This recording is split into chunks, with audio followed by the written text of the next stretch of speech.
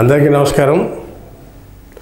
ఆంధ్రప్రదేశ్ రాష్ట్ర రాజకీయాల్లో తూర్పుగోదావరి జిల్లాకి ఒక ప్రత్యేకమైన స్థానం ఉంది. ఈ జిల్లా మొత్తం కూడా మెజారిటీ కాపు నాయకత్వం మీద పనిచేస్తూ ఉంటుంది. ఈ జిల్లా నుంచే గతంలో ముద్దగడ పద్మనాభం, సంగీత వెంకటరెడ్డి, బాలయోగి ఇట్లా అనేక మంది ఈ జిల్లా నుంచి రాజకీయాల్లో రాణించారు, శాసించారు. జిల్లా రాజకీయాలని వాళ్ళ కనుసన్నల్లో నడిపిన వ్యక్తులు. అలాంటి వాళ్ళలోనే ఒక ఆయన ఉన్నాడు. ఆయన గతంలో నేటికి 7 సార్లు ఎమ్మెల్యే పోటీ చేసి 3 సార్లు గెలిచి 4 సార్లు ఓడిపోయారు. ఎవరైనా అనుకుంటున్నారు? జగ్గంపేట నియోజకవర్గం నుంచి జ్యోతుల నెహ్రూ. టీడీపీ పార్టీతో ఈయన రాజకీయ అరంగేయడం జరిగింది 1994లో. టీడీపీ తరఫున ఫస్ట్ టైం 94లో ఎమ్మెల్యే గెలిచిన వ్యక్తి ఈ జ్యోతుల నెహ్రూ. 94, 99 2 సార్లు టీడీపీ తరఫున పోటీ చేసి విజయం సాధించాడు. ఎమ్మెల్యేగా గెలుపొందారు. అయితే అప్పుడు మేము మంత్రి వస్తుందని ఆశపడ్డాడు. కాదు, అక్కడ జిల్లాలో సీనియర్స్ ఉండటం వలన, మెట్ల సత్యనారాయణ లాంటి వాళ్ళు ఉండటం వలన ఆయనకి రాలేదు, అయిపోయింది. 2004 జరిగిన ఎన్నికల్లో టీడీపీ తరఫున పోటీ చేసి ఓటమి పాలయ్యారు. 2009 వచ్చేప్పటికి పీఆర్పీకి వెళ్ళారు అనూహ్యంగా. పీఆర్పీకి వెళ్ళి పీఆర్పీలో కూడా ఓడిపోయారు. ఎప్పుడు? 2009లో. ఆ తర్వాత 2014 వచ్చేప్పటికి వైసీపీకి వచ్చారు. వైసీపీలో గెలిస్తే వైసీపీలో ఎమ్మెల్యే అయితే అయ్యారు, కానీ పార్టీ చూస్తే అప్పుడు టీడీపీ పార్టీ అధికారంలోకి వచ్చింది.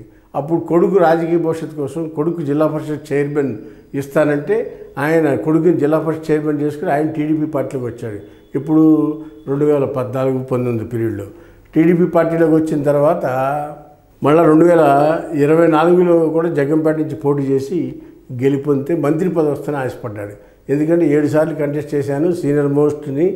14, 24, 94, 99 4 సార్లు ఎమ్మెల్యే గెలిచాను నేను. నాకు సీనియర్ మోస్ట్ ఎమ్మెల్యే నేను, నాకు మంత్రి పదవి వస్తుందని ఆశపడ్డారు 24లో.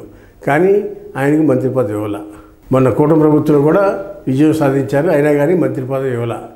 దాంతో ఆయనకి చాలా సబ్ జూనియర్ అయిన రామచంద్రపురం నుంచి సుభాష్ కోవటము, అది కాకుండా పిఠాపురంలో పవన్ కళ్యాణ్ ఉండటంతో ఆయనకి ఆ ఛాన్స్ దొరకలేదు. స్పేస్ లేదు అక్కడ ఇస్తాకి, 3వ మనిషికి ఇస్తాకి స్పేస్ లేదు.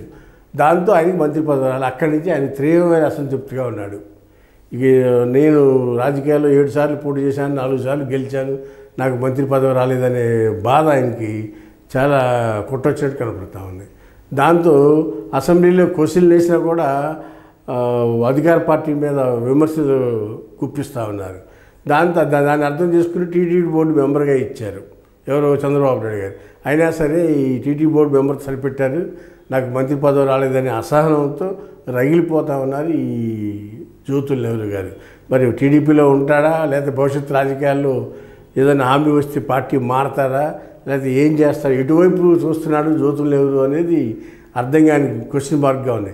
అధికారాన్ని వదిలిపెట్టి బయటికి పోలేని పరిస్థితి. పోతే ఎందుకు అటు ఇటు కాకుండా అయిపోతాం. భవిష్యత్తులో అన్నా మంత్రి వస్తుందా అనేది అర్థం కాక మంత్రి పదవి కోసం ఎదురు చూస్తూ నిరాశ నిస్పృహల మధ్య కొట్టుమిట్టాడుతూ ఉన్నారు జ్యోతుల నెహ్రూ గారు. ఆయన దారి ఎటు అనేది రాబోయే రోజుల్లో వేచి చూద్దాం. హాయ్ ఫ్రెండ్స్, మా ఫ్యూచర్ టుడే ఛానల్ చూస్తున్నందుకు చాలా థ్యాంక్స్. మరిన్ని లేటెస్ట్ వీడియోస్ కోసం వెంటనే సబ్స్క్రైబ్ చేయండి. అలాగే ఈ బెల్ని కూడా రింగ్ చేసేయండి. మా లేటెస్ట్ వీడియోస్ నోటిఫికేషన్స్ అన్నీ మీ మొబైల్లో వస్తాయి. మా వీడియోస్ మీకు నచ్చితే లైక్ చేయండి, షేర్ చేయండి, నచ్చకపోతే కామెంట్ చేయండి.